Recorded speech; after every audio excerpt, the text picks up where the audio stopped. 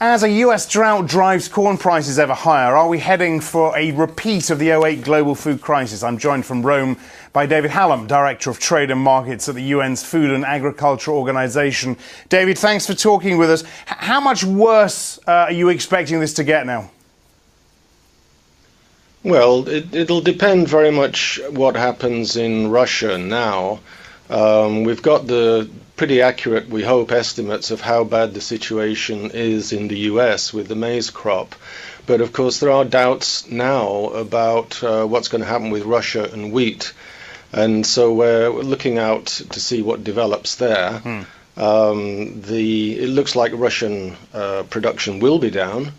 But how much down, we don't really know yet. The Russian minister is being reassuring and saying that there should be 12 million tons available for export and so on. But let's see how that situation develops. But a repeat of the '07-08 crisis is still a possibility? At the moment, I think we're a long way from that. The vulnerability that we have at the moment is very much based on what's been happening in maize markets. At the moment, the wheat stocks to use ratios are okay. Rice is in very plentiful supply, and we're expecting good harvests later this year. So there are some of the elements that we saw in 2007-08, which are very much missing at the moment. The important thing to note, I think, is that although we're not in any kind of food crisis right now, we are in a very vulnerable situation in markets, and any further supply side shocks or any disruptive policy actions that individual countries might take could add further to the problems that we have and create turmoil in markets. Are buyers who have been sitting it out, but they're coming back in the market, are buyers making a bad situation even worse? We don't really have any evidence on that so far. So far it's fairly calm.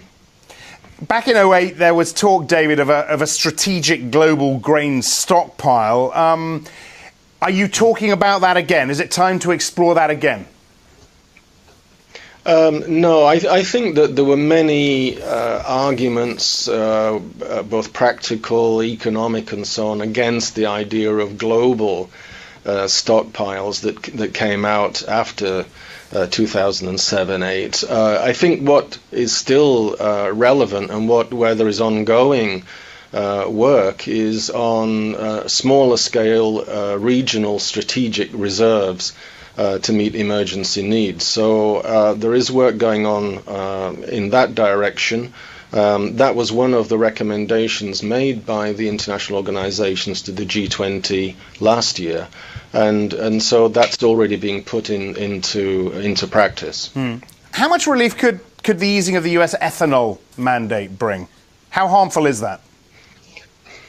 Well, again, this is a very controversial area, but one in which the FAO and other international organizations gave quite a strong recommendation on this, again in 2011, where we said that we thought that subsidies and mandates which are aimed at biofuel demand and supply should be withdrawn, or if that's not possible, they should at least be made more flexible. Now, in the current situation, there's a lot of talk about the US should cut its mandates now. We don't really see that this would have an immediate impact on maize prices. You know, the rigidities in the system are such that you wouldn't see immediately an easing of maize prices. So it is something that we would favor. We would favor reform in biofuel policies, but it's something that should be done anyway, not necessarily as a palliative for the current emergency situation. So just to finish up with, the message I'm getting from you is government behavior, be it what we've just talked about in the US, be it panic buying by governments, export bans, a lot, if not most of this, depends on government behavior. It does very much, and I think we have the evidence of 2007-8, where the kind of reactions that governments around the world had to that particular crisis, in many cases did make it worse. And I think the rice market in 2007-8 is the classic example of that, where the market fundamentals were pretty sound. And in a way, the crisis was a man-made one because of panic buying by some countries and export bans by others. And it made a bad situation infinitely worse. David, so thanks it's a lot. important then that... Yep. Go ahead. I just said it's important then that governments around the world don't engage in unilateral, uncoordinated policies of that kind. Appreciate your time, David. David Hallam, Director of Trade and Markets of the FAO from Rome. That's it from me. I'm Axel Threlfall. This is Reuters.